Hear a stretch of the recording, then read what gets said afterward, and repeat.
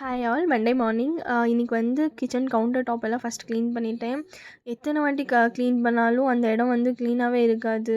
Every time நான் சமைக்க வரும்போது அது ஃபுல்லும் மெஸ்ஸியாக தான் இருக்கும். அதை க்ளீன் பண்ணிவிட்டு அதுக்கடுத்து தான் சமைக்கணும். அப்போ வந்து க்ளீன் பண்ணும்போது எங்கள் மிங்க்கும் வந்து கொஞ்சம் திட்டிட்டேன். சும்மா திட்டினாலே அழுதுரும். இதில் நல்லா கத்தி வேற திட்டினேன்னா, ஸோ அதனால பாப்பா ரொம்ப அழுதுக்கு இருந்துச்சு. ஸோ அந்த அப்படியே சமாதானப்படுத்திட்டு பாஸ்தா எடுத்து கொடுத்து அதுக்கப்புறம் தான் சமைக்க போனோம். ஆக்சுவலி இன்றைக்கி எங்கள் சிஸ்டர் வந்திருந்தாங்க. அவங்க வரும்போதே நான்வெஜ் எடுத்துகிட்டு வந்திருந்தாங்க. ஸோ சிம்பிளாக கிரேவி மட்டும் பண்ணிடலான்னு சொல்லிட்டு அதுக்கு ப்ரிப்பேர் பண்ணிகிட்டு இருந்தேன். அதுக்கப்புறம் நேற்று சண்டே ஈவினிங் வந்து எங்கள் அண்ணன் ஃபேமிலி எல்லாம் வந்திருந்தாங்க. ஸோ அவங்க கூட டைம் ஸ்பெண்ட் பண்ணிவிட்டு லேட்டாக வேறு தூங்கிட்டோமா. ஸோ அதனால இன்றைக்கி பிரேக்ஃபாஸ்ட் இல்லை, லஞ்சுக்கு தான் எந்திரிச்சோம் எல்லாருமே.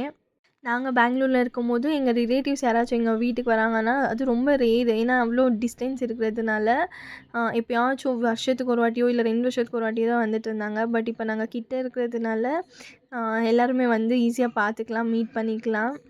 அதுக்கப்புறம் நான் சமைக்கும்போது ஃபுல் அண்ட் ஃபுல்லாக எங்கள் மிங்கு தான் எனக்கு ஹெல்ப் பண்ணுச்சு. ஹெல்ப்புன்னா அதுக்கு ஆப்போசிட்டாக தான் நீங்கள் புரிஞ்சுக்கணும். மேடம்க்கு வந்து நம்ம அங்கேருந்து சொல்லணுன்னா அப்படி டைரெக்டாக சொல்லாமல் மாவு கொஞ்சம் பெனஞ்சு கொடுத்துட்டோம்னா அவங்க பாட்டுக்கு போய் விட்டுருவாங்க, நம்மளை டிஸ்டர்பே பண்ணாமல்.